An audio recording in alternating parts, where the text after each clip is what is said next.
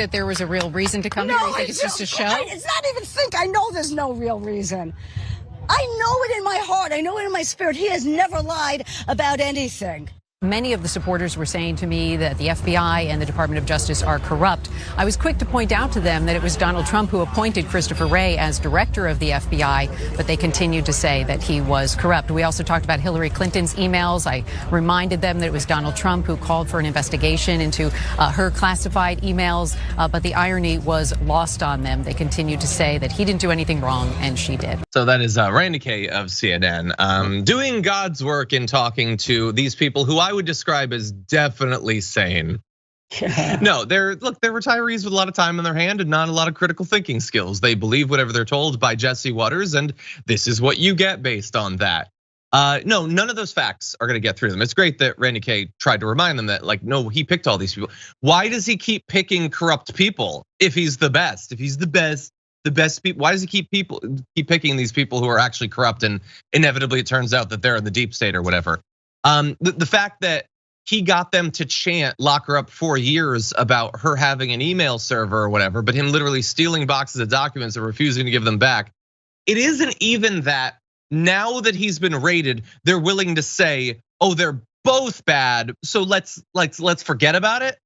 No, they're saying he's still not bad, despite him using his personal phone and basically everyone in the White House doing exactly what it was that infuriated them for so many years with Hillary Clinton. It doesn't make them both bad. He's still fine. Trump 2024, what do you think about that? Definitely Trump. He was better than Biden is now. What's been going on recently with the Roe v. Wade getting overturned? What do you think about that? I think women should definitely have a right to choose whatever is best for them. They're taking away women's rights. But you would vote for Donald Trump again?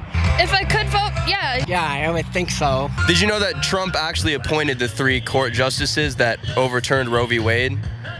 No. Do you think that contradicts a little bit what you're saying? Yeah. I am really unsure about who I'd vote for at this point. Does that change your opinion, like, on voting for him? Yeah. So Trump is like a now maybe?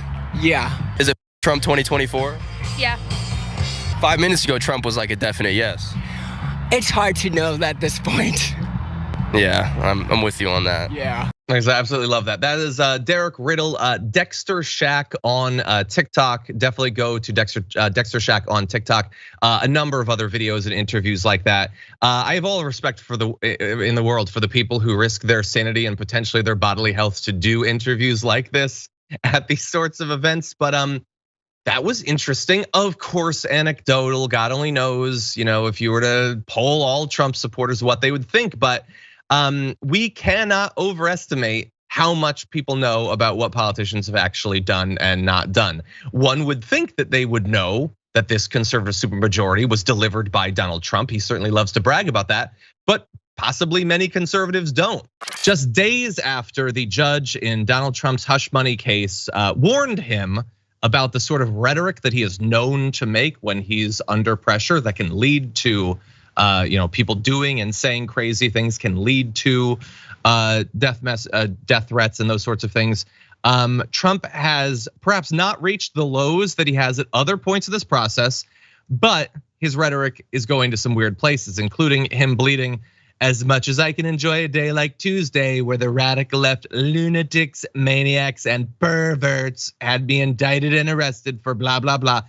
So I just want to read that part to remind you that he is now referring to, I don't know, was it the cop that let the door hit you in the face? Was it Alvin Bragg? Was it Judge Martian? Which one is the pervert in this particular case? But anyway, there's a lot of incendiary rhetoric out there, and it looks like it's having an effect.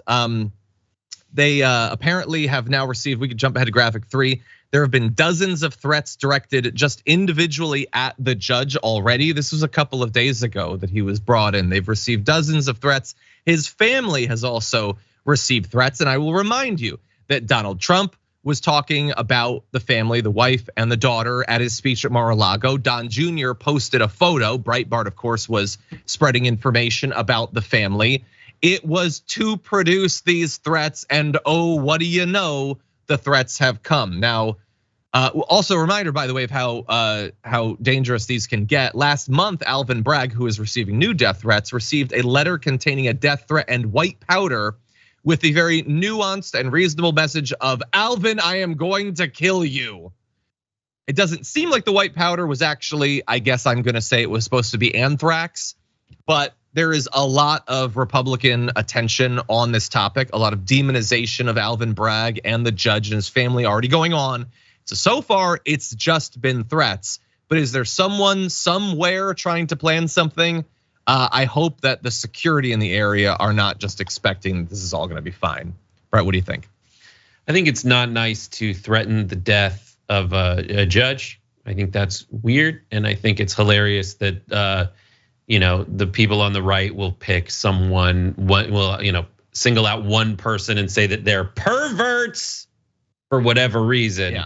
And then completely ignore the fact that there are death threats being levied against all kinds of people, not just Alvin Bragg, but like the right is literally issued death threats against the Bud Light Clydesdales.